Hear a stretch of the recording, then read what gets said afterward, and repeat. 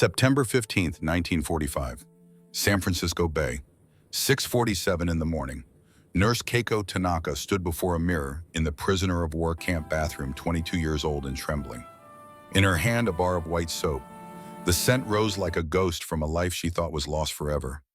Lavender, sweet and delicate. Impossible. Her fingers tightened around the soap until her knuckles went pale. 3 days ago, she believed she would die on American soil. 3 days ago, she had welcomed that death as mercy compared to what propaganda had promised. Torture, violation, horrors that had no names. But here she stood, clean for the first time in 14 months, fed better than she had eaten in 3 years, alive in a way that felt more dangerous than death ever could. The soap trembled in her grip. Outside the window, the American flag snapped in the wind off the bay. Red and white stripes, blue field with white stars, the banner of the enemy who had crushed her nation, the symbol of the monsters who were supposed to destroy her. Instead, they had given her soap that smelled like flowers. Keiko closed her eyes and felt tears begin to slide down her freshly washed cheeks.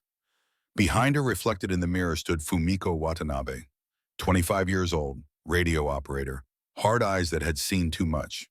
A woman who swore she would never cry in front of anyone. Fumiko was crying. "They're poisoning us with kindness," Fumiko whispered. "It's more dangerous than torture." Keiko nodded without opening her eyes. The soap felt heavy as a stone. This small, white rectangle of cleanness and civilization weighed more than all the propaganda films, all the military briefings, all the warnings from their commanders about what Americans would do to capture Japanese women. This soap was destroying everything she had ever believed about the enemy, and that terrified her more than any weapon ever could.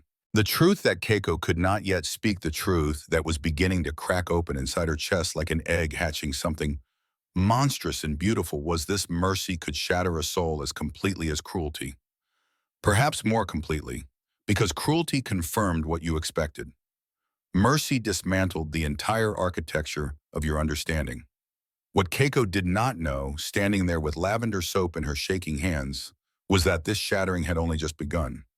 What she did not know was that by the time she returned home to Japan, she would carry this mercy like dangerous cargo, like a bomb that would explode slowly across decades, reshaping not just her own life, but the way an entire nation understood what it meant to show grace to a defeated enemy. What she did not know was that she would spend the rest of her life trying to explain to her own people how the enemy had treated her better than her own country ever had. But that knowledge was still months away. Right now, in this moment, she knew only the scent of lavender and the weight of soap and the terrible realization that everything her commanders had told her was a lie. The bathroom door opened. An American nurse entered, starched white uniform, clean face, kind eyes. She smiled at Keiko and Fumiko, a smile that held no cruelty, no mockery, no hate, just a smile. And somehow that was the most frightening thing of all. 3 days earlier, September 12th, 1945, the transport ship USS Marine Phoenix had cut through gray waves toward America. The fog hung thick over the water like a burial shroud. 237 Japanese women gripped the rails with white knuckles and hollow eyes, watching their future approach through the mist. They had been told what to expect. For months, the propaganda had been relentless. American soldiers were monsters. Demons who would torture captured women, abuse them, leave them broken and bleeding in ditches. Every film, every briefing, every warning from their commanders painted the same picture in blood and screams. Surrender meant death. Capture meant horrors beyond imagination. Keiko stood at the rail beside Fumiko, both women silent as the fog swirled around them. Behind them, deeper in the crowd of prisoners, stood Tomoko Yamamoto, 38 years old, senior nurse supervisor, the mother figure of this condemned group. Her face was carved from stone, revealing nothing but her hands gripped the rails so tightly that her wedding ring dug into her flesh. The ship's horn blasted 3 times, deep and mournful, a funeral dirge for women who were already ghosts. Some of the prisoners began to cry softly. Others whispered prayers to ancestors, asking for strength in the final hours. A few stood frozen, unable to move, unable to think, their minds blank, with the kind of fear that erases everything except the animal understanding that death is coming. Through the bog, something began to emerge. At first, just shadows, dark lines against gray mist. Then slowly and possibly, The towers of the Golden Gate Bridge rose into view, red steel climbing toward heaven, perfect, untouched, beautiful in a way that seemed to mock everything they knew about war. In Japan, bridges were rubble, cities were ash. Everything they had known was destroyed, burned, bombed into memory and dust. But here stood a bridge that touched the sky. Keiko stared at those red towers rising through the fog and felt something crack inside her chest. Not from cruelty, not yet. From the terrible realization that America had fought the same war and emerged with its bridges standing, with its cities intact, with its strength not just unbroken, but seemingly unlimited. "They will kill us when we land," Keiko whispered to Fumiko. Her voice trembled like wind through winter branches. Fumiko did not answer. She just stared at the approaching shore, jaw clenched tight, a muscle jumping in her cheek. She had heard the same stories, had been told the same lies, or what they believed were truths. Americans were savages. They would strip Japanese women of dignity. Death would be mercy compared to what waited on that dock. The ship moved closer. The fog began to thin. And then they saw them. American soldiers, dozens of them, standing on the military pier in loose formations, smoking cigarettes, talking casually among themselves, laughing at something one of their friends had said. Laughing. The women pressed closer to the rails, staring down at these men they had been taught to fear more than death itself. 237 pairs of eyes scanning for the monsters they expected to find. But something was profoundly, impossibly wrong. The soldiers were not snarling, not shouting threats, not even pointing their rifles at the ship. They were just standing there, waiting. Some of them smoking, some talking. One kicked at a loose board on the dock. Another checked his watch as if this was just another Thursday morning duty assignment. One soldier looked up at the ship, made eye contact with the watching women and waved. A casual gesture, almost friendly, the kind of wave you might give to a neighbor across the street. "Did you see that?" Keiko grabbed Fumiko's arm hard enough to bruise. "He waved at us." "Maybe it's a trick," Fumiko whispered back. "To make us feel safe before they—" She did not finish the sentence. Neither woman wanted to imagine what came after the word before. The gangway lowered with a metallic clang that echoed across the water like a gunshot. Several women flinched. One screamed and then clapped a hand over her mouth, mortified by her own weakness. American officers appeared at the top of the ramp, clipboards in hand, calling out orders in English that sounded harsh and incomprehensible to ears trained only in Japanese military commands. Then a translator stepped forward. He was Japanese-American, a Nisei from California, though the women did not know that word yet. Staff Sergeant Daniel Hayashi. He wore an American uniform, but spoke their language with perfect fluency and a gentleness that seemed out of place in this moment of terror. "You will exit the ship in single file," he said in Japanese that sounded like home. "You will be processed, given medical checks, assigned quarters. No harm will come to you. You are prisoners of war under protection of the Geneva Convention." The women stared at him, processing the words but unable to understand them. Geneva Convention. What did that mean? Keiko had never heard those words before. Fumiko had, but only in whispers, never explained, never made real. They began to move, slowly, reluctantly, like condemned prisoners walking toward the gallows, each step bringing them closer to whatever horror waited below. The wood of the gangway creaked under their feet. The fog swirled around them, touching their faces with cold fingers. Below, the American soldiers waited, watching them descend with expressions that were not angry, not cruel, but something else entirely. Curious, sympathetic, almost gentle. Keiko's foot touched American soil for the first time. She expected to feel horror flooding through her body, expected to feel the beginning of the nightmare they had been promised. Instead, she felt only confusion, disorientation, the sensation of reality not matching expectation in a way that made the ground feel unstable beneath her feet, because the first soldier she passed smiled at her. Not a cruel smile designed to increase her fear, not a mocking smile that said he knew what was coming and enjoyed her terror. Just a smile, a human expression of acknowledgement from one person to another, and that was somehow more terrifying than any weapon he could have pointed at her. The women were led into a large white building that smelled of disinfectant and something floral they could not immediately identify. The smell alone was disorienting. Clean, sterile, medical but not threatening. Nothing like the field hospitals where they had worked, where the smell was always blood and gangrene and death. Inside, female American nurses waited. Their uniforms were crisp and spotless, their faces calm and professional, not angry, not hostile, just doing a job with the kind of steady competence that came from training and practice. This was the first surprise that cut through the fog of fear like a knife through silk. Women. The Americans had sent women to process them. Female nurses with gentle hands and no visible weapons. Through the translator, instructions came. Please remove your uniforms and place them in these bags. You will be given clean clothing after your medical examination and shower. Panic rippled through the group like wind across water. Remove their uniforms in front of strangers. Stand naked before the enemy. In Japan, modesty was everything. To be seen undressed by strangers was a humiliation worse than death in some ways. A violation of everything they had been taught about propriety and dignity. But what choice did they have? Slowly, reluctantly, they began to undress.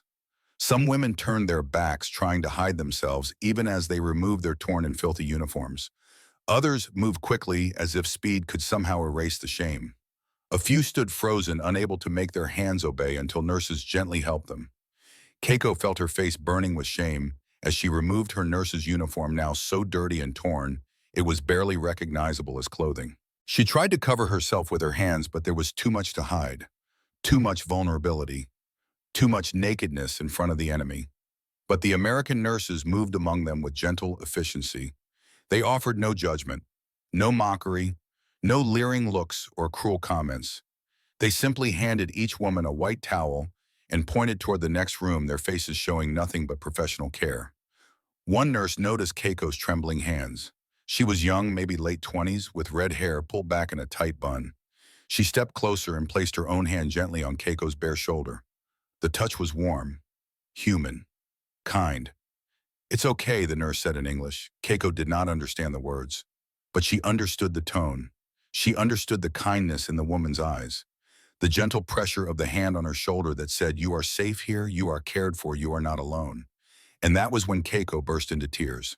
Not from fear, not from shame, but from the terrible realization that this enemy nurse was showing her more compassion than her own officers had shown in the final months of the war.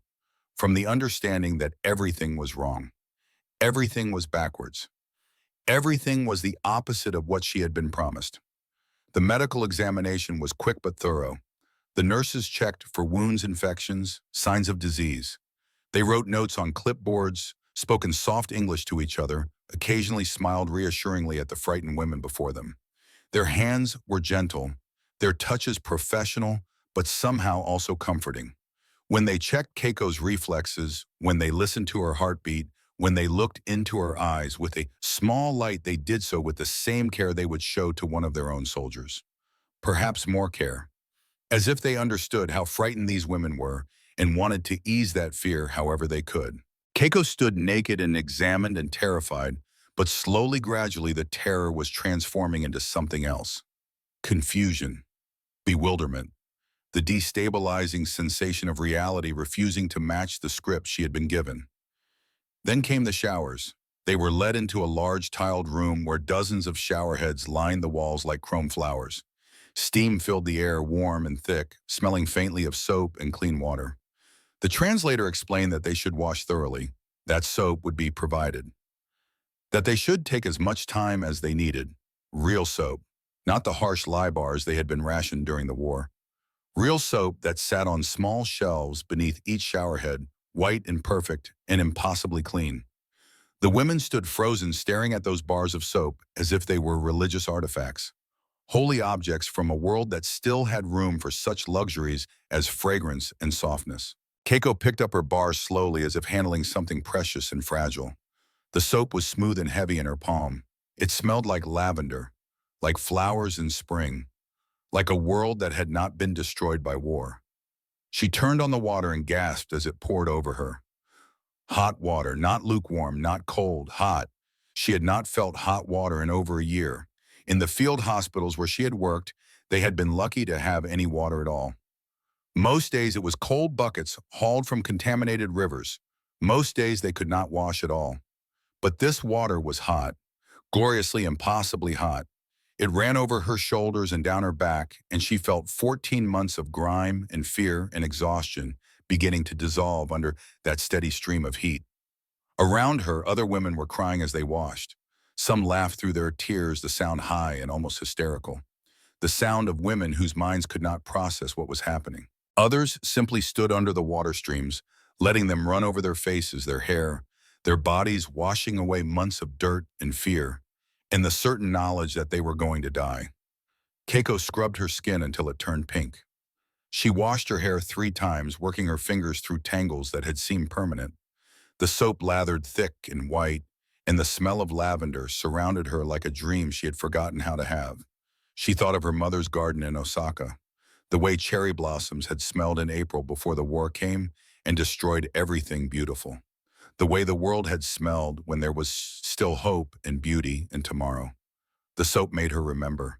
And remembering hurt worse than forgetting ever had. When they finally emerged from the showers, they were given clean undergarments, simple gray dresses, soft cotton socks. The dresses were plain and institutional, but they were clean. They fit reasonably well. They were whole, not torn, not blood-stained, not falling apart at the seams. Some women stared at themselves in the mirrors on the wall, hardly recognizing their own reflections. Clean. They looked clean. Human. Like people instead of ghosts. Like women who might have futures instead of just pasts filled with blood and bombs and defeat. Tomoko touched her own face in the mirror, her eyes wide with something that looked like wonder and horror mixed together in equal measure. I forgot, she whispered to her reflection. I forgot I could look like this. But beneath the relief, beneath the unexpected comfort of clean clothes and clean skin, a darker feeling stirred. Growing, spreading through the group like ink in water. Confusion. Shame. The terrible understanding that something was profoundly wrong with this situation. They were supposed to be suffering. They were supposed to be tortured. They were supposed to be living out the nightmares that propaganda had painted in their minds with such vivid and terrible detail. Instead, they had been given soap and hot water and clean clothes. What kind of enemy does this to their prisoners? What kind of monsters wash you gently and give you soft towels and let you take as long as you need under hot water? What kind of demons treat you better than your own country treated you in the last months of a losing war? These questions had no answers. Not yet. But they were beginning to form in the minds of 237 women who had expected death and found kindness instead. Women who were starting to realize that the most dangerous weapon the enemy possessed was not cruelty, but its opposite. They were led into a mess hall that could have fit 300 people easily. Long tables stretched across the room, each one covered with a clean white cloth.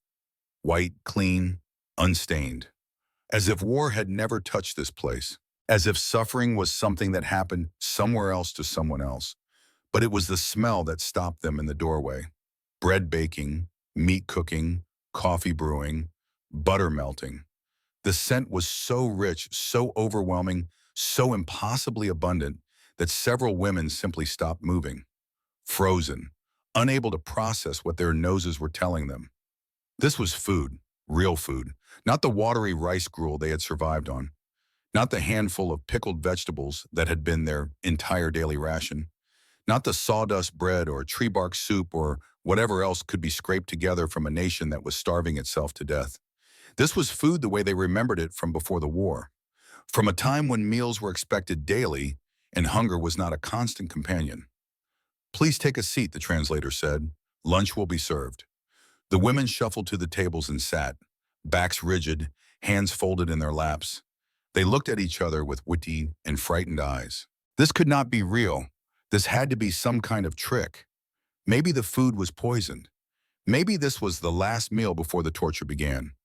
Maybe this was psychological warfare designed to give them hope before crushing it utterly. American soldiers in white kitchen uniforms appeared carrying large trays. They moved down the rows, placing plates in front of each woman. Their movements were efficient but not rough. Professional but not threatening. They were just serving food the way kitchen staff serve food. Nothing more. Nothing less. Keiko stared down at her plate and felt her breath catch in her throat. Roast chicken golden and glistening with fat. mashed potatoes with a pool of rich brown gravy, green beans bright and fresh, a thick slice of white bread with a perfect pat of yellow butter melting on top. Beside the plate, a glass of cold milk, a cup of steaming coffee. She had not seen this much food on one plate in 3 years. Around her, the other women sat frozen, staring at their meals. No one moved, no one ate.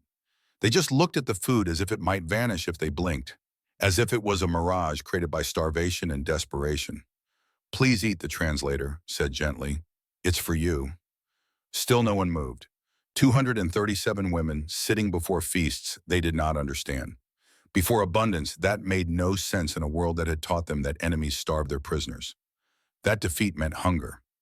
That capture meant slow death from deprivation. Finally, Fumiko picked up her fork. Her hands shook as she cut a small piece of chicken and lifted it to her mouth. She chewed slowly, her eyes closing. The taste exploded on her tongue. Rich, savory, real, fat and salt and protein. Everything her body had been craving for months, years. She chewed and swallowed, and then she started to cry. That broke the dam. Women all around her began to eat, some slowly and carefully as if the food might burn them, others frantically as if it might be taken away at any moment. Tears streamed down faces as they chewed. Some women laughed between bites, the sound desperate and joyful and completely unhinged. Others ate in silence, their eyes fixed on their plates, their minds unable to process what was happening. Keiko bit into the bread and the soft texture made her gasp. She had eaten bread made from sawdust and tree bark for the last year of the war. Bread that was barely food. Bread that hurt to swallow and provided almost no nutrition. This bread was soft, white, perfect. She spread butter on it with trembling fingers and took another bite. The richness made her dizzy, made her head spin, made her want to laugh and cry at the same time. Across the table, Tomoko was crying so hard she could not eat. She held a piece of chicken in her hands, staring at it, her whole body shaking with sobs that came from somewhere deep in her chest. "My children," she whispered. "My children are starving in Tokyo and I'm eating chicken." The guilt hit all of them at once, like a wave, like a bomb, like the terrible understanding that while they sat here eating roast chicken and mashed potatoes and buttered bread, their families in Japan were picking through rubble for scraps. Their children were eating grass soup. Their parents were dying of starvation in the ruins of bombed cities. And here they were. The enemy was feeding them better than their own country ever had. Some women pushed their plates away, unable to continue. The food suddenly tasted like ash, like betrayal, like treason against everyone they loved who was suffering while they were comfortable. Others ate everything, driven by a hunger so deep it overrode shame and guilt. Bodies demanding nutrition after months of deprivation, animal survival instincts stronger than human conscience. A few ate and cried at the same time, tears falling into their mashed potatoes, sobs catching in their throats between bites, their bodies unable to choose between relief and anguish, between the desperate need for food and the crushing guilt of having it while others starved. The American soldiers watched from the edges of the room. Their expressions were unreadable. Some looked uncomfortable, shifting their weight from foot to foot. They had not expected this, had not expected enemy prisoners to break down crying over a simple meal. One young soldier whispered to another, "They're crying. Should we do something?" "Just let them eat," the older soldier replied quietly. "They'll be okay." But would they be okay? Keiko was not sure of anything anymore. The enemy was supposed to be cruel. The enemy was supposed to hate them. The enemy was supposed to validate everything they had been told about the righteousness of their own cause and the evil of the American empire. But this felt like something else entirely.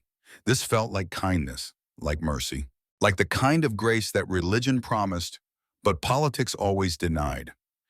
And that was the most frightening thing of all, because if the enemy could show mercy, then what did that say about the propaganda they had believed? What did that say about the war they had fought? What did that say about the commanders who had told them that death was preferable to capture?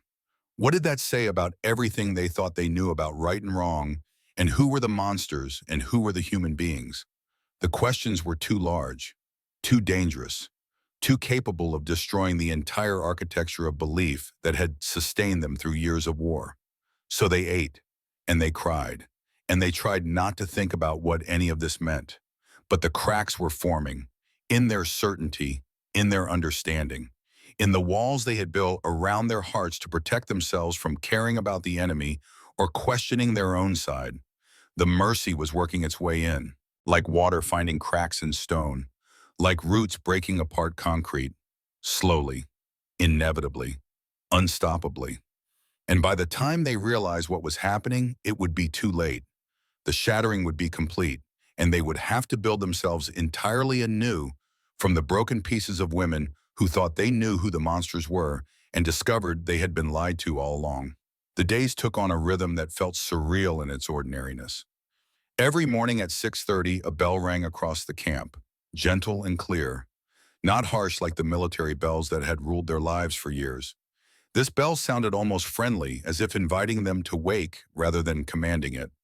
Keiko rose with the others, dressed in her simple gray dress, made her bed with military precision. Some habits could not be broken. Some disciplines were carved too deep into muscle memory to forget even in captivity. Breakfast was served at 7 in the mess hall.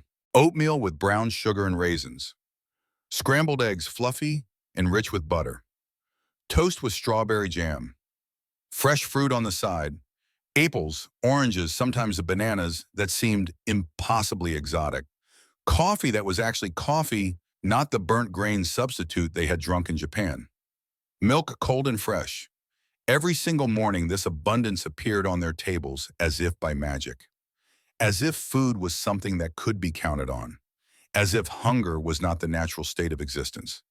After breakfast came work assignments, but these were not the brutal labor details they had expected. Some women were assigned to the camp laundry washing uniforms and large mechanical machines that did most of the work for them.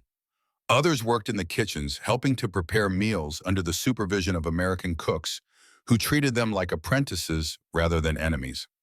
A few women with English skills, including Fumiko, were put to work translating documents, teaching basic Japanese phrases to curious American soldiers who asked questions about language and culture with genuine interest rather than interrogation tactics. Keiko was assigned to the camp hospital, working alongside the American nurses, helping with basic tasks, folding bandages, organizing supplies, cleaning equipment. The work was light, almost gentle.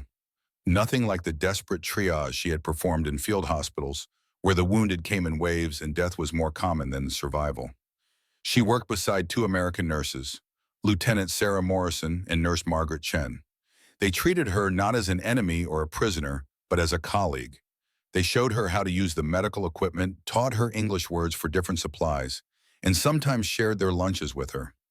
Sandwiches with real meat, apples that crunched when you bit into them, cookies that tasted like butter and sugar and peacetime. The most shocking part came every Friday. Each woman received payment, camp script, paper currency that could only be used within the camp, but it was worth something nonetheless.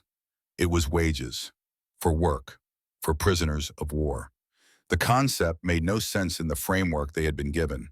Prisoners were supposed to be slaves. Captives were supposed to work without compensation. That was what they had been told about how Americans treated Japanese. That was what propaganda had promised. But every Friday they were paid, and with that money they could visit the camp canteen. The canteen was a small store near the barracks. When Keiko first walked through its door, she stopped so abruptly that Fumiko nearly walked into her back. The shelves were stocked with items that seemed impossible.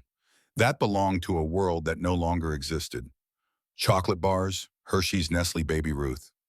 The women stood in front of the candy display like children at a shrine, their eyes wide and disbelieving. Back in Japan, chocolate had disappeared years ago, reserved only for the military elite, for officers who needed morale boosts, for pilots on suicide missions. Here, enemy prisoners could buy it with their labor wages. The shelves also held cigarettes, lipstick, hand lotion, pencils, and notebooks, small bottles of perfume, handkerchiefs with embroidered flowers. These were not necessities. These were luxuries. Things that made life more than mere survival. Things that suggested they were human beings with wants and desires, not just bodies to be kept minimally alive. Fumiko bought a chocolate bar on her first visit to the canteen. She carried it back to the barracks like a treasure, unwrapping it, slowly breaking off one square at a time. The sweetness melted on her tongue, and she closed her eyes, trying to remember the last time she had tasted chocolate, trying to remember what it felt like to have something in her mouth that was purely for pleasure rather than survival. "I'm eating chocolate," she whispered to Keiko. "We're prisoners of war, and I'm eating chocolate. How does that make any sense?" "It doesn't," Keiko replied. "None of this makes sense." But that did not stop them from eating it, did not stop them from accepting the comfort, did not stop them from slowly, gradually, inevitably allowing their bodies to heal and their faces to fill out and their hair to shine again with the gloss of proper nutrition. This routine, this strange and gentle and almost domestic routine, began to wear down their resistance more effectively than any torture could have. Their bodies grew stronger. Color returned to their cheeks. They gained weight. Their hollow faces filled out. Their bones no longer pressed sharp against their skin. They began to look like women again instead of ghosts. But with physical health came mental turmoil, because every day of comfort was also a day of guilt. Every meal was a reminder that their families were starving. Every bar of chocolate was a betrayal of everyone suffering back home. Every night in a warm bed with clean sheets was evidence that they were living better than the people they loved. And yet, they could not stop accepting it, could not refuse the food, the warmth, the small kindnesses. They were trapped not by barbed wire, but by the paradox of an enemy who treated them better than their own country ever had. Late October brought the first letter from Keiko's mother. She sat on her bed in the barracks in the evening light and opened it with trembling hands. The paper was so thin she could see through it. Wartime paper, recycled, barely holding together. Her mother's handwriting, once elegant and precise, now wandered across the page in uneven lines that suggested weakness, hunger, a hand that shook too much to control the pen properly. "My dear Keiko, we received word you are alive in America. Relief that you live. Sorrow for what you endure. Tokyo is gone. Our house is rubble. Your father and I live in a metal sheet shelter. One meal daily, rice water and cabbage. Your little brother Hiroshi grows thinner. He asks for you constantly. No sweets remain, but we survive. We pray for you nightly, hoping American mercy is swift. Your mother." Keiko read the letter 3 times, her hands shaking harder with each reading. The words "American mercy is swift" meant her mother believed she was being tortured, believed the suffering would end in death, believed her daughter was enduring horrors that were too terrible to describe. And the truth was so much worse than that. The truth was that Keiko had eaten roast chicken 3 hours ago, that she had gained 12 pounds since arriving, that she had been paid wages and bought chocolate, that she slept in a clean bed and wore clothes that fit and had more medical supplies at her disposal than existed in all of Tokyo's remaining hospitals combined. How could she tell her mother that? How could she write back and say that while Hiroshi starved, while her parents lived in a metal sheet shelter, while Tokyo burned and bled and died, she was comfortable? She was safe. She was being treated with a kindness that made propaganda's warnings look like deliberate lies. That night, Keiko could not eat dinner. The plate of food sat untouched on the mess hall table. Roast pork this time, mashed sweet potatoes, green salad, fresh bread. She stared at it until the food went cold, and one of the American kitchen staff came to ask if something was wrong. Fumiko found her later sitting on her bed in the dark holding the letter. "You can't tell her," Fumiko said quietly. "If you tell her the truth, she'll think you betrayed Japan. She'll think you forgot them while you ate American food and grew fat on American kindness." "So I lie," Keiko said. "I let her believe I'm suffering when I'm not. I let her think the enemy is cruel when they're not." "What choice do we have?" Fumiko replied. The truth would destroy them more than the lies. But the lies were destroying Keiko, piece by piece, day by day, with every meal she ate and every kindness she accepted. November 2nd, 1945. Sergeant James Holland made an announcement during morning assembly. 50 prisoners would be selected for a community integration pilot program. They would work alongside American civilians, hospitals, schools, community centers, showing the local population that the war was over, that former enemies could coexist, that peace was possible. Fear rippled through the assembled women like wind across water. Civilians. Americans who were not soldiers bound by military discipline and Geneva Convention rules. Americans who might hate them, who might have lost sons and brothers and fathers to Japanese soldiers, who might want revenge in ways that the military could not or would not provide. Keiko's name was on the list.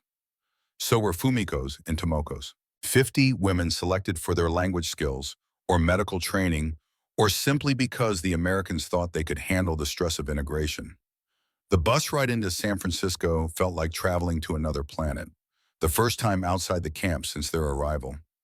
Windows showed a city that was functioning, rebuilding in some places, but mostly just operating as if war was something that happened somewhere else. People walked on sidewalks. Children played in parks. Stores were open windows, full of goods, no ration queues visible anywhere. The contrast with mental images of Tokyo was so stark, it felt hallucinatory. This was what an undefeated nation looked like. This was what winning meant. Infrastructure intact, society functioning, normal life continuing despite having fought the same war that had destroyed Japan utterly. Keiko's assignment was to a civilian hospital, St. Mary's Medical Center, working with doctors and nurses who were not military personnel, who had no training in dealing with enemy prisoners, who were simply medical staff suddenly told to integrate Japanese POWs into their workflow. The hospital director met them in the lobby, a tall woman in her early 50s with steel gray hair pulled back in a severe bun, sharp eyes that missed nothing, a face that revealed no emotion whatsoever. Dr. Eleanor Wright, surgeon. According to the whispered information that passed between the POWs, she had lost a nephew at Pearl Harbor, had requested to be excused from the integration program, had been ordered to participate anyway by the hospital board and military authorities who saw this as important for post-war reconciliation efforts. "So you're the one they assigned me, Dr. Wright." "Right," I'd said, looking at Keiko with an expression that could have been carved from ice. Keiko bowed deeply, instinct overriding everything. Terrified, certain this was where the cruelty would finally arrive. This was where an American would finally treat her the way propaganda had promised. "We don't bow here," Dr. Wright said. Her voice was cold, professional. "We shake hands. Can you do that?" She extended her hand. Keiko stared at it. At the offered hand of a woman whose nephew had died because of Japanese soldiers, whose family had been shattered by the war, who had every reason to refuse this gesture of basic human greeting. Slowly, Keiko reached out. Their hands met, shook once, brief, formal, cold. "Good," Dr. Wright said. "Now let's see if you can actually do nursing work." The test began immediately. Dr. Wright deliberately gave difficult tasks, constantly watched, scrutinized every movement. Keiko worked with desperate precision, knowing she was being judged not just as an individual, but as a representative of all Japanese people. Every mistake would confirm prejudices. Every success would be seen as the exception rather than the rule. By the end of the first shift, Dr. Wright's face had softened slightly, just barely. A millimeter of thaw in the permafrost. "You're competent," she said as Keiko prepared to leave. "Same time tomorrow. Not warmth, not friendship, but not dismissal either. Not cruelty. Just cold professional acknowledgement that Keiko could do the work required. And somehow that small recognition felt like a victory, which immediately made Keiko feel guilty for feeling victorious about earning basic respect from a woman whose nephew she had not killed, but whose death was nonetheless connected to Japanese military actions. The guilt was becoming a constant companion, a weight that grew heavier with every kindness received and every competence demonstrated and every moment of comfort experienced while her family suffered. December approached and the camp began to buzz with preparations. American staff stringing lights and hanging wreaths. A large pine tree appeared in the mess hall, filling the room with the scent of forest and winter. Decorations multiplied daily. Red and green, silver and gold. A aesthetic that meant nothing to women who had no cultural context for Christmas. Daniel Hayashi, the translator, explained, "Christian holiday, celebrating the birth of their Savior. Americans celebrated even in military camps, even during wartime, even apparently with prisoners of war." Sergeant Holland made another announcement in mid-December. Each prisoner would receive a Christmas gift from the camp staff. Additionally, a local church group had donated presents, wrapped packages that would be distributed on Christmas Day. The barracks fell silent. 237 women processing information that made no sense whatsoever. Why would they give us gifts? Tomoko asked. We're enemies. We're prisoners. Why would they celebrate their holy day by giving presents to people whose country killed their soldiers? No one had an answer. The logic was incomprehensible within the framework of war and enmity and defeat. Keiko's crisis deepened with the arrival of another letter. Her mother wrote that Hiroshi had developed a fever. No medicine was available. The remaining hospitals had nothing. Black market antibiotics cost more than a year's wages. They were praying he would recover on his own. That same day, the camp doctor gave Keiko a small bottle of antibiotics. Just in case you catch anything this winter, he said. Prevention is important. She stared at the bottle in her hand. Her brother had fever with no medicine. She had medicine with no illness. The inequity was so vast, so cruel, so impossible to reconcile that she felt something breaking inside her chest. This is the real torture, she wrote in her diary that night. Not cruelty, kindness. It's dismantling everything. Every certainty, every belief. If Americans are monsters, the world makes sense. If they're kind, then what does that make us? What does that make the war we fought? What does that make the commanders who told us death was preferable to capture? What does that make everything we believed about righteousness and evil, and who were the heroes and who were the villains? December 25th, 1945, Christmas Day. The mess hall had been transformed overnight. Garlands hung from the ceiling. Candles glowed on every table. Music played from somewhere, American Christmas carols that sounded both foreign and strangely beautiful. Joyful and melancholy at once. The menu was printed on cards at each place setting. Roast turkey with cranberry sauce, ham glazed with pineapple, sweet potatoes topped with marshmallows, fresh rolls with butter, 3 types of pie, apple pumpkin cherry, eggnog, and hot cocoa available throughout the meal. 237 women sat in stunned silence, staring at a feast that belonged to peacetime, to abundance, to a nation that could afford to feed enemy prisoners better than most Americans ate during wartime rationing. Then came the gift distribution. American staff members moved between the tables, placing wrapped packages before each woman. Red and green paper, ribbons and bows, each package identical in size, but somehow personal in the care taken with wrapping. Open them, Sergeant Holland said through the translator. They're yours. Slowly, hesitantly, the women began to unwrap their gifts. Inside each package, a warm wool scarf, a set of writing paper and stamps, a bar of lavender soap, a small photo frame, and a handwritten Christmas card. Keiko opened her card with shaking hands. The handwriting was careful and clear, obviously written by someone who wanted the message to be understood. Dear friend, we hope this finds you well. We pray for peace and healing for all families separated by war. May you find your way home safely. From the Patterson family, Oakland, California. Friend, they called her friend, Americans she had never met, whose sons and brothers had perhaps died fighting Japanese soldiers. They called her friend and gave her gifts and prayed for her safe return home. The breaking could not be contained, women crying openly, some laughing through tears, the sound unhinged and desperate. Others unable to process emotion at all, just sitting frozen with gifts in their laps and tears running silently down their faces. Tomoko was sobbing into Fumiko's shoulder. They call us friend, she said between gasps. We killed their sons and they call us friend. How is that possible? How can people be like this? Sarah Morrison stood up, the American nurse who had worked with Keiko in the camp hospital. She spoke in English, and Daniel translated, his voice catching slightly on some of the words. I know many of you wonder why we do this, why we treat you with kindness when our countries were enemies. The answer is simple, because you're human beings, because the war is over, because holding on to hate destroys the one who hates, not the one who's hated. She paused, looking around the room at 237 faces watching her. My brother died fighting your army. At Iwo Jima, I grieved, I was angry, I wanted revenge. But sitting here with you these months, working beside you, watching you heal and work and try to understand this strange situation we're all in together, I see something different. I see sisters and daughters and mothers, not enemies, people who want the same thing I want, to go home, to be with family. to live in a world without war. The silence that followed was profound, heavy, charged with emotion that had nowhere to go. Then Fumiko stood abruptly, bowed deeply, the kind of bow that expressed profound respect and apology and gratitude all at once. "We sorry," she said in broken English, her voice thick with tears. "We so sorry." One by one, women began to stand, bowing, some speaking broken English. Others, Japanese, all saying the same thing.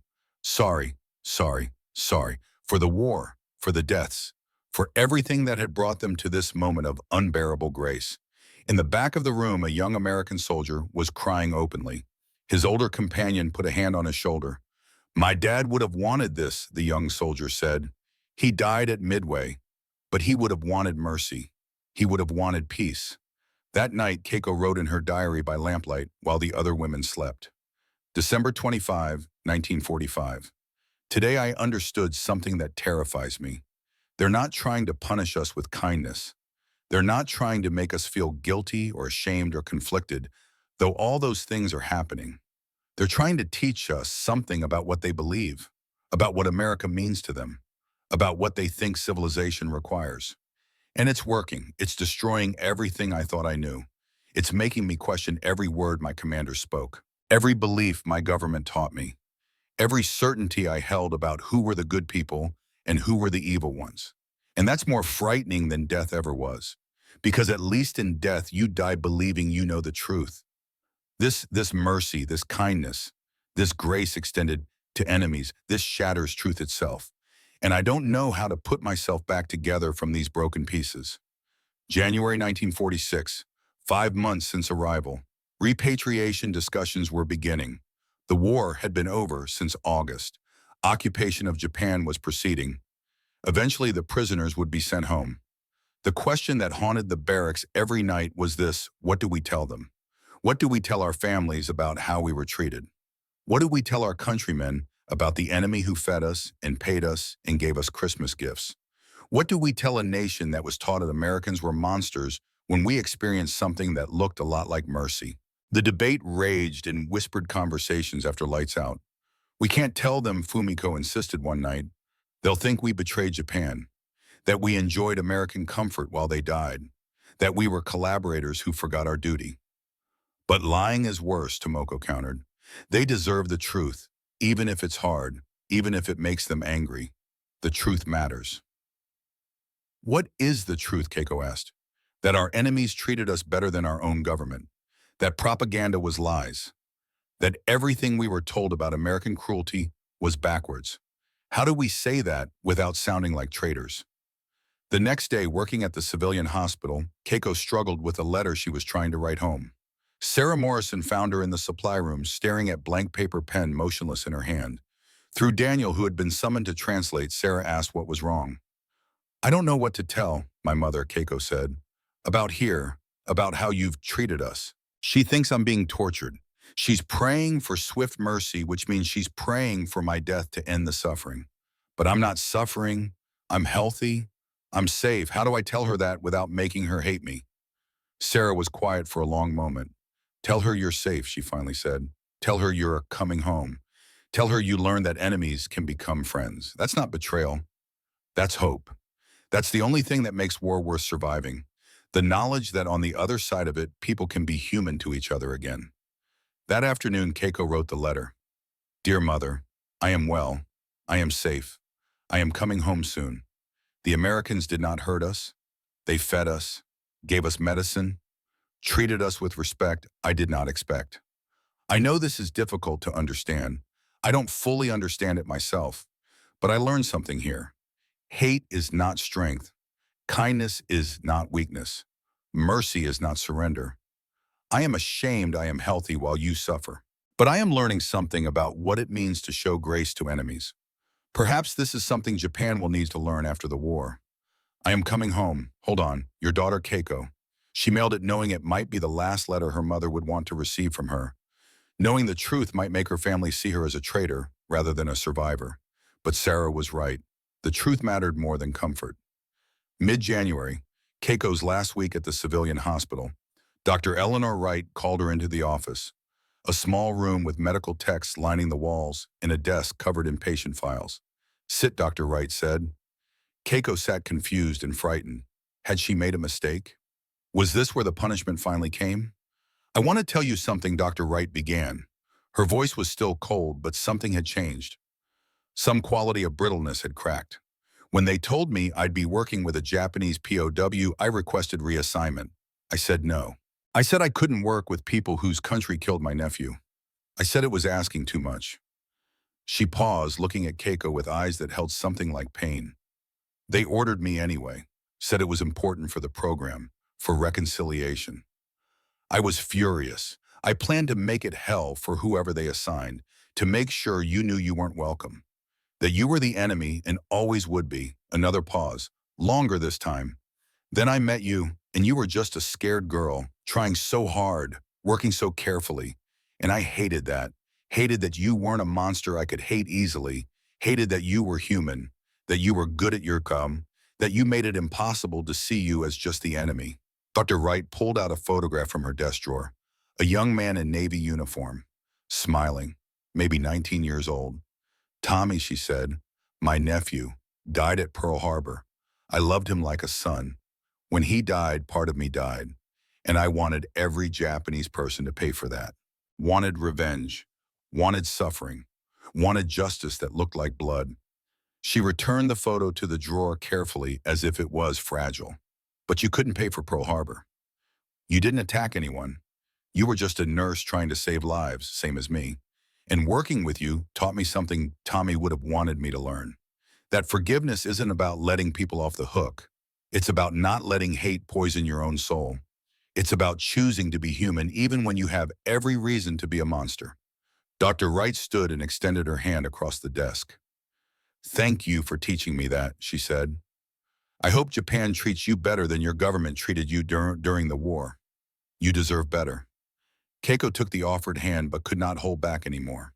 She broke, sobbing, great gasping cries that came from somewhere deep in her chest where she had been holding grief and guilt and gratitude all tangled together. Dr. Wright came around the desk and embraced her. Two women, two countries, two sides of a war, finding something that transcended all of it, finding the human thing beneath the national thing, finding grace in the wreckage. February 1946. Repatriation was confirmed for March. The women would board a ship and return to Japan, return to families they had not seen in years, return to a country that had been bombed and burned and occupied and transformed beyond recognition. Excitement should have filled the barracks. Instead, there was fear. "What if they hate us?" Tomoko asked one night. "For surviving, for being comfortable, for accepting American kindness. What if they call us traitors?" "They will," Fumiko said flatly. "We'll be seen as collaborators. The women who ate American chicken while their children starved. The women who took enemy wages and bought chocolate and accepted Christmas gifts. They won't forgive that, won't understand it." "But we had no choice," Keiko protested. "We didn't ask for any of this." "That won't matter," Fumiko replied. "Suffering is what's expected. Survival is suspicious. Comfort is betrayal." Sergeant Holland addressed them during their final week. He spoke through Daniel, his voice gentle but honest. "I know you're scared to go home, scared of how you'll be received. I can't promise it will be easy. Post-war reconciliation never is. But I can tell you this, you carry something valuable. You carry the truth about what happened here, about how former enemies treated you. That truth matters. Don't be afraid to share it, even if people don't want to hear it at first, even if it makes you unpopular. The truth has a way of surviving when lies fade." The day before departure, Sarah Morrison gave Keiko a parting gift, a medical textbook, half in English, half in Japanese translation. "Modern surgical techniques. Keep learning," Sarah said. "Keep healing. Show Japan what you learned here. Not just medical knowledge, but the other lesson, the important one. That mercy is strength. That kindness wins wars that violence can't." They embraced in the hallway of the camp hospital. Two nurses, two women, two people who had found friendship across an ocean of blood and propaganda and war. Dr. Eleanor Wright arrived at the camp that final afternoon. An unexpected visit. She found Keiko in the barracks packing her few possessions. Couldn't let you leave without saying goodbye properly, Eleanor said. She handed Keiko a small package. Inside was a watch, nursing watch, elegant and precise. My nursing school graduation gift, Eleanor explained. 40 years old, still keeps perfect time. I want you to have it. So you remember, time heals. Be patient with Japan. Be patient with yourself. Be patient with the world learning how to be human again after forgetting for so long. The final morning, March 8th, 1946. The women assembled for the last time in the camp mess hall. Not an elaborate meal, simple but good. American breakfast. Eggs and bacon and toast and coffee. The same breakfast they had been served every morning for 6 months. They ate slowly, savoring, knowing it was the last time, knowing that in Japan food like this would not exist, knowing they were leaving abundance for scarcity, comfort for hardship, a place where they had been treated like human beings for a place where they might be seen as traitors. As they boarded the bus to the pier, Keiko looked back at the camp one final time, at the white buildings where she had been transformed, where everything she believed had been shattered and rebuilt into something new and strange and terrifying. Fumiko stood beside her at the bus window. "Ready?" Fumiko asked. "No," Keiko replied, "but I'm going anyway." The bus pulled away, carrying them toward the ship, toward home, toward families they loved and feared in equal measure, carrying mercy as dangerous cargo, carrying truth as a weapon more powerful than any bomb, carrying the knowledge that enemies could be kind and kindness could destroy everything you thought you knew about the world. They sailed at noon, past the Golden Gate Bridge that Keiko had first seen through fog and terror 6 months ago. Today, the sky was clear.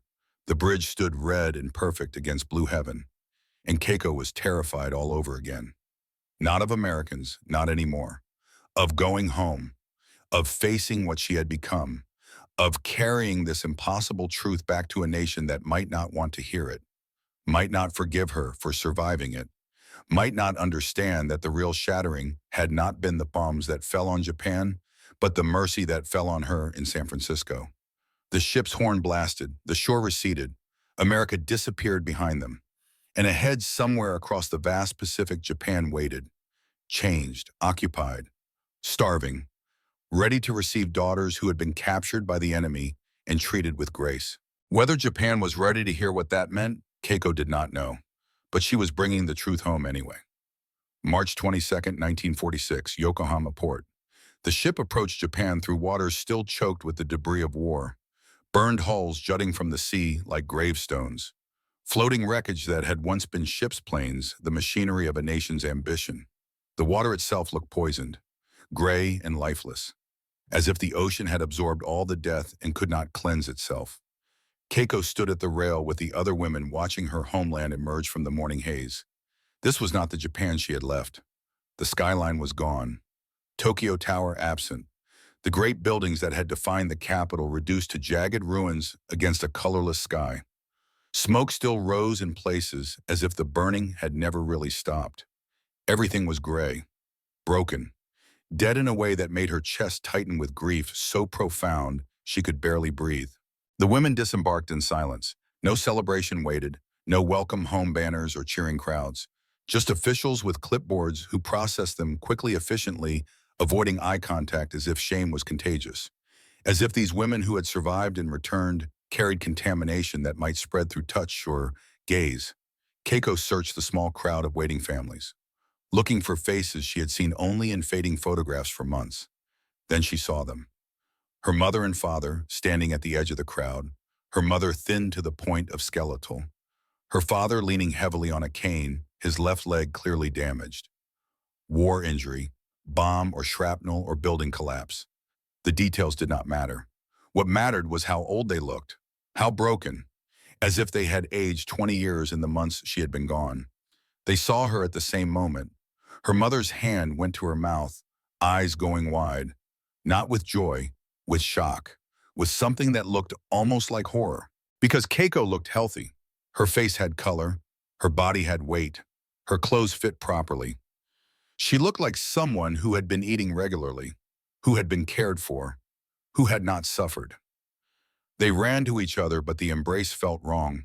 Her mother's body was tense against her, stiff. The arms that held her felt more like they were pushing away than pulling close. Keiko, her mother whispered, "You look well." Not relief in those words. Accusation beneath the surface. A question that could not be spoken aloud but hung in the air like smoke. "How can you look well when we have been dying?" "Mother," I tried to explain in my letters. Later, her mother cut her off. "Let's go home." What's left of it? Home was a corrugated metal lean-to in what had once been a residential neighborhood in Tokyo. Now it was a field of rubble with scattered shelters constructed from whatever materials could be scavenged. Their lean-to was perhaps 8 feet by 10 feet. One room. 3 sleeping mats laid directly on bare earth. A wooden crate that served as both table and storage. That was everything. That was all that remained of a family that had once owned a proper house with rooms and furniture and the ordinary accumulations of normal life. Inside the shelter, a small figure sat on one of the mats. Hiroshi, her little brother. 9 years old but looking 6. Skeletal. Hollow eyes too large and a face that was all bone and translucent skin. He stared at his sister, and his first words were not greeting, but statement of fact. "You're fat." Not accusation exactly, not joy, just observation delivered in a voice that had forgotten how to express emotion beyond the flatness of survival. Keiko dropped to her knees in front of him. "Hiroshi, I'm so sorry. I wanted to send food, but they wouldn't let us. I wanted to help, but I couldn't." "We ate grass," Hiroshi said, still in that terrible flat voice. "Boiled grass and tree bark. Sometimes rats if father could catch them. You got fat." He turned away, would not look at her. And in that gesture, Keiko understood what was coming. The rejection, the judgment, the price of surviving comfortably while others suffered. Her father spoke for the first time. His voice was rough damaged, as if smoke had scarred his throat. "Keiko, you survived. That's what matters." But even he could not fully meet her eyes. Even he carried the weight of the unspoken question. What did you do to survive so well? What compromises did you make? What did you give the enemy in exchange for the health we can see in your body? That first night they shared a meal. Watery rice soup with a few pieces of daikon radish. Portions so small they barely counted as food. Keiko's portion was the same as the others. Tiny, inadequate. But she could not eat even that. Guilt choked her. Every spoonful felt like theft, like taking food from her brother's already empty bowl. She reached into her bag and pulled out the gifts she had carried from America. The bar of lavender soap, the chocolate that had somehow survived the journey, the writing paper, small things, luxuries that meant nothing in a world where survival was measured in spoonfuls of rice water. "What is this?" her mother asked, staring at the items on the ground. "They gave us things," Keiko said quietly. "The Americans. They gave us soap and paper and food." The silence that followed was suffocating, heavy, poisonous. "They gave you soap," her mother finally said, "while we burned bodies for cooking fuel, while we tore apart our own house for firewood, while we watched our neighbors die of starvation. They gave you soap, Mother. I didn't ask for it. I didn't want it. But they just kept giving, and I couldn't refuse without what." Her mother's voice was sharp now, without being rude to the enemy, without offending the people who bombed our cities and killed our soldiers. "You couldn't be impolite to them." "That's not fair," Keiko whispered.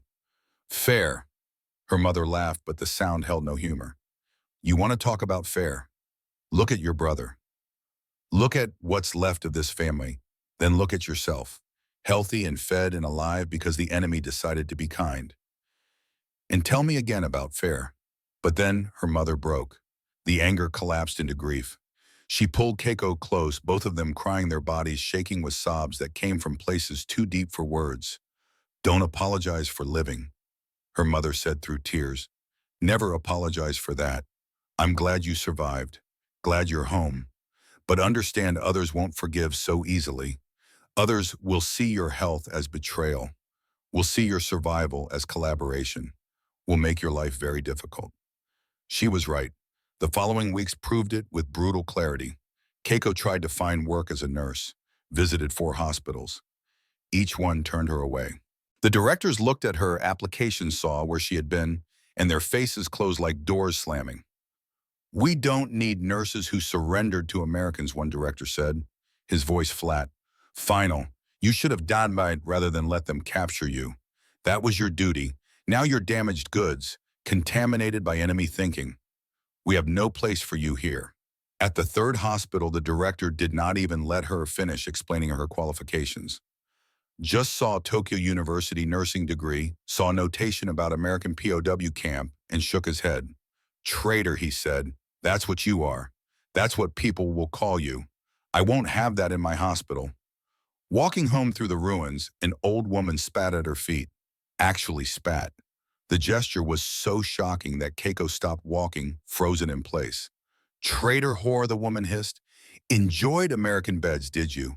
Spread your legs for the enemy while our boys died? Shame. You're nothing but shame. Keiko ran the rest of the way home, tears streaming, the old woman's words chasing her through streets that felt more hostile than any American camp had ever been.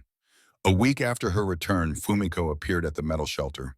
The two women embraced like survivors of a shipwreck, finding each other on a distant shore. They won't let me see my daughter, Fumiko said without preamble. Her voice was steady, but her eyes were dead. My mother-in-law says I dishonored the family by surviving, says my husband died with honor at Guadalcanal, and I lived with shame. She's taken my daughter. Says I'm not fit to be a mother. Says captured women are corrupted. They sat in the ruins near Keiko's shelter. Two women who had survived one kind of hell only to find themselves in another. What do we do? Keiko asked. We survive again, Fumiko replied. Somehow. We always survive somehow. 3 days later, Tomoko found them. She had organized a secret meeting. 32 of the returned women gathering in an abandoned warehouse on the edge of Tokyo. 32 out of 237. Some could not come because their families forbade it. Others were too afraid of being seen together, of confirming suspicions that they were some kind of collaboration ring. But 32 came. And in that cold warehouse, sitting on the concrete floor, they made a decision. We can't hide what happened, Tomoko said. Her voice was stronger than it had been in months, as if purpose had returned some vitality. We have to be honest. For ourselves, for Japan's future, for the truth. Others were frightened. One woman spoke up, her voice shaking. If we tell the truth about American treatment, they'll call us collaborators. They'll say we're spreading enemy propaganda. They'll make our lives impossible. Our lives are already impossible, another woman countered. Staying silent won't protect us. They've already decided we're traitors. At least if we tell the truth, we'll know we're traitors for something real instead of something imagined. The vote was close but clear. They would write testimony. Document the truth about prisoner of war treatment. Not propaganda, not lies, just facts. What they were fed, how they were housed, what work they did, what wages they received, what gifts they were given, what kindnesses they experienced. And in the final section, the dangerous part, they would write about what this meant for Japan's future, about the lesson they had learned, that showing mercy to defeated enemies was not weakness, but strength, that grace extended across borders could heal what violence had broken. It was dangerous, potentially career-ending, possibly life-destroying, but it was true. And truth, they decided, mattered more than safety. They worked through the spring and summer of 1946, meeting weekly when they could, writing in notebooks with pencils bought with their last remaining American camp script, copying testimony by hand because typewriters were impossible to access, and printing presses even more so.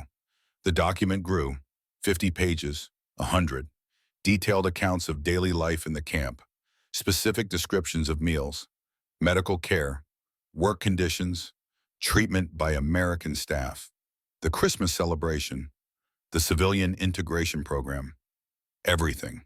But the most powerful section was the personal testimonies, each woman writing a paragraph about what the experience had taught her.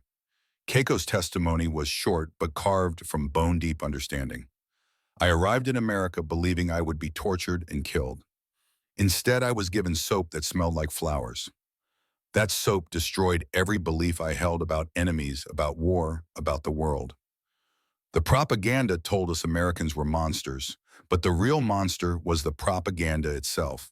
The real enemy was the lie that said different people couldn't show each other mercy.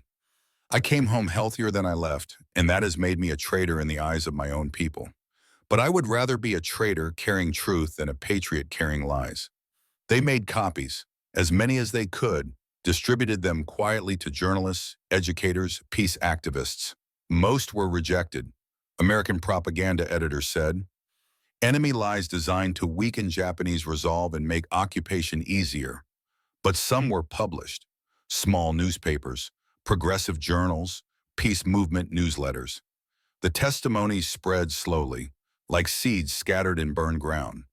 Most would not take root, but a few would. A few would grow into something that might eventually change how Japan understood its own defeat. September 1946, 6 months after returning home. Keiko finally found work, not in a Japanese hospital. They would not have her. But the American occupation force needed Japanese nurses for civilian medical programs. Jobs that other women refused because working for occupiers meant shame, meant collaboration in ways even more visible than being captured. Keiko took it immediately. She had already been branded traitor. Might as well earn the title honestly. She worked at a clinic in Yokohama with American military doctors, using skills learned from Sarah Morrison and Eleanor Wright.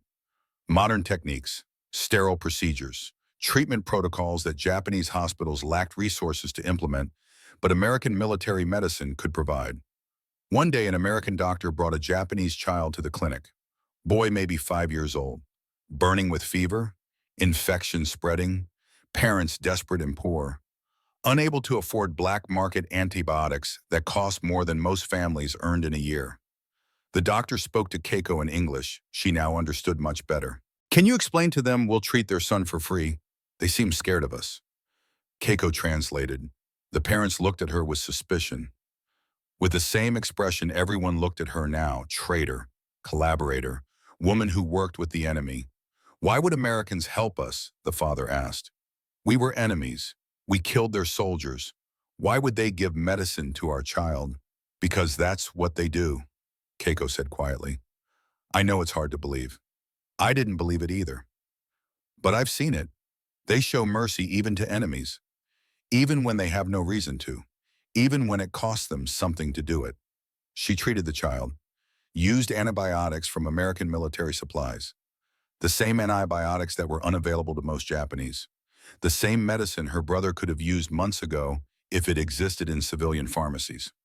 The boy recovered, his fever broke, his infection cleared. He went home healthy. A week later, the parents returned, brought a small gift. A drawing the child had made. Crayon picture of a nurse with black hair. Thank you written at the bottom in careful characters. Keiko pinned it to the wall of the clinic. First decoration in a place that felt more like home than her family's metal shelter ever could. She was becoming something new. A bridge between old Japan and new Japan. Between hate and healing. Between the lies of propaganda and the difficult truths of a world more complex than war allowed people to understand. It was lonely work, but it was hers. 1965. Tokyo. 20 years since the war ended. Japan had been rebuilt.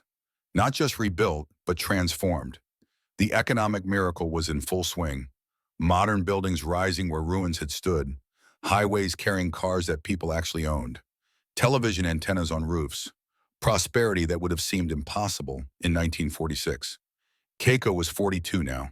Senior nurse at one of Tokyo's premier hospitals. Married to a doctor who had lost his left leg at Okinawa. 2 children. A son and daughter who had never known hunger. Who grew up in a Japan allied with America. Who thought of the war as history rather than memory. The letter arrived on a Tuesday in April. American postage. Careful handwriting on the envelope. Dear Keiko, 20 years since we met in that camp. I often wonder how you're doing. I saw an article about Japanese nurses helping establish modern hospitals and training programs. Was that you? I'm retiring next year. Planning a trip to Japan before I do. Would love to see you again if possible. Your friend Sarah. Keiko read the letter 3 times. Each reading brought different emotions. Joy at hearing from Sarah. Grief for all the years between. Anticipation mixed with fear about what seeing her again might mean. She wrote back immediately. Yes, please come. I would very much like to see you again. They met at a hotel in Tokyo, April 1965, spring, cherry blossoms in bloom. the city transformed into something beautiful. Something that bore no resemblance to the ruins Sarah would have seen in photographs from 20 years before. Keiko waited in the lobby, nervous, wondering if she would recognize Sarah after 2 decades, wondering if Sarah would recognize her, wondering what they would possibly say to each other across such a vast gulf of time and change. Then Sarah walked through the door, older, gray hair now, lines around her eyes, but unmistakably Sarah, same kind eyes, same gentle smile. They recognized each other instantly, crossed the lobby, embraced like sisters, like people who had shared something that transcended ordinary friendship, like survivors of a moment in history that had changed them both forever. They spent the day touring Tokyo, Sarah amazed at the rebuilding, at the energy, at the prosperity that seemed impossible given what Japan had been 20 years before. "It's beautiful," Sarah said, standing on a bridge overlooking the city. "You rebuilt everything, made it better than before." "We learned from you," Keiko replied, "about mercy, about moving forward instead of drowning in hate, about showing grace to people who don't deserve it and trusting that grace will change them." That evening, they sat in a quiet restaurant, traditional Japanese setting, but modern in its comfort. Two women, two nations, 2 decades of history between them. "Tell me truly," Sarah said, "was it worth it? Coming home to stigma and rejection, carrying that burden?" Keiko thought for a long moment before answering. "Yes," she finally said, "because someone had to bring the truth. Someone had to show Japan another way. Someone had to be the bridge even when both sides wanted to burn bridges." "Did it work?" Sarah asked. "Look around," Keiko gestured to the window to Tokyo beyond. "We're not perfect, still much healing needed, much we haven't faced about the war. But we learned, we became allies with America. We built democracy. We're showing mercy to our former enemies in Asia. Slowly, imperfectly, but we're learning." She paused. "The soap you gave me, I still have the box, empty now, but I kept it. Reminder that kindness can be as powerful as weapons. More powerful, maybe. Because weapons destroy, but kindness builds. Slowly, one person at a time, one gesture at a time, until eventually the world is different." Sarah reached across the table, took Keiko's hand. "You did good work," she said. "Hard work. Important work. I'm proud of you. Johnny would be proud of you too." They sat in silence for a while. Two old friends, two witnesses to mercy, two women who had learned that the most revolutionary act is choosing grace over vengeance. 1985, Tokyo University Auditorium, 40 years since the war ended. Keiko was asked to give testimony for a historical documentation project, recording stories before the generation that remembered was gone. She sat before the camera, 62 years old now, gray hair, lined face, but eyes still clear, still seeing, still bearing witness. In September 1945, she began, "I arrived in America believing I would be tortured and killed. Instead, I was given soap that smelled like lilacs. That soap destroyed every belief I held about enemies, about war, about the world." She told the whole story. The fog, the Golden Gate Bridge, the hot showers, the chicken dinner, the Christmas gifts, Sarah Morrison, Eleanor Wright, the return home, the stigma, the testimony project, the bridge building. When she finished, the interviewer asked one final question. "What do you want people to understand about your experience?" Keiko looked directly into the camera, speaking not just to the interviewer, but to everyone who would ever watch this recording, speaking across time to people not yet born. "The propaganda told us Americans were monsters, but the real monster was the propaganda itself. The real enemy was the lie that said different people couldn't show each other mercy.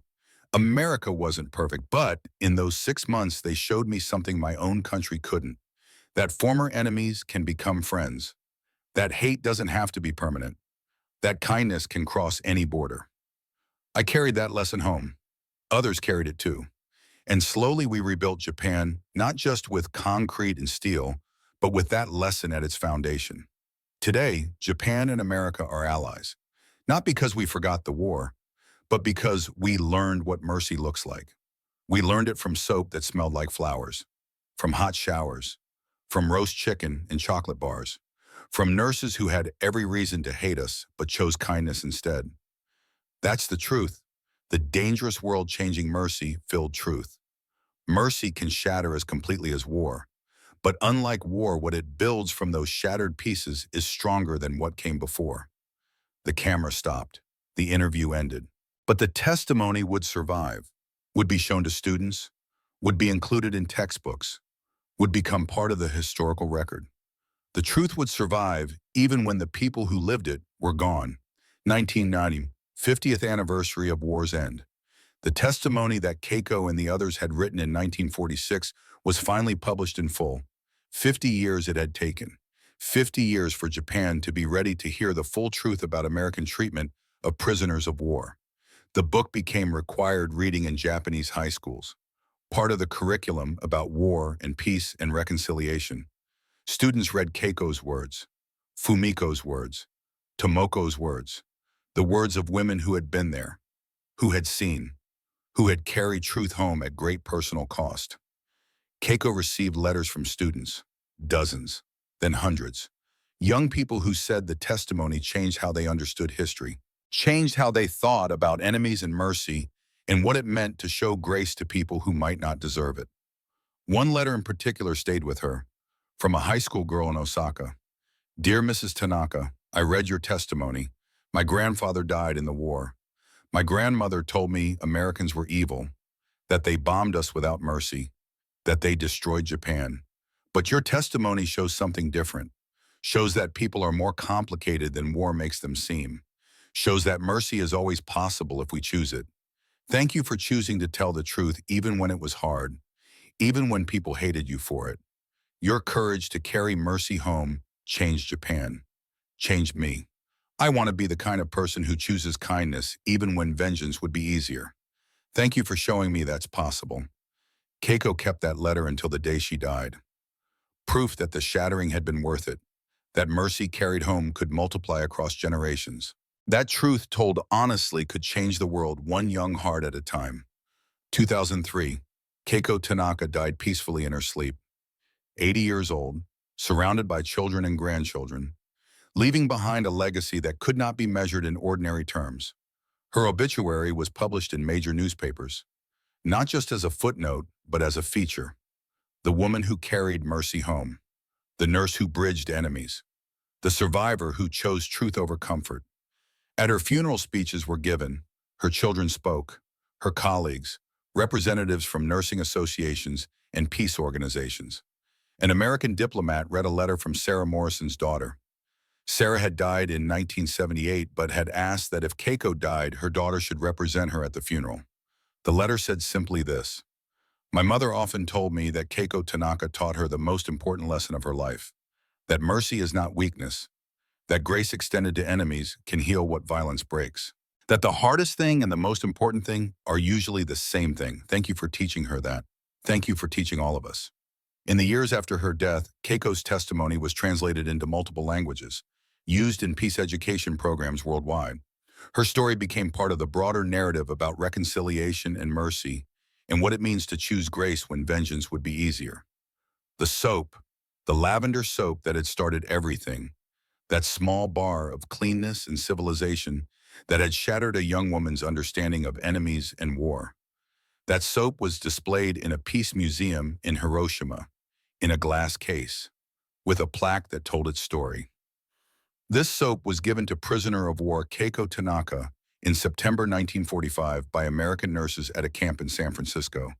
It represented the first act of kindness she experienced from the enemy.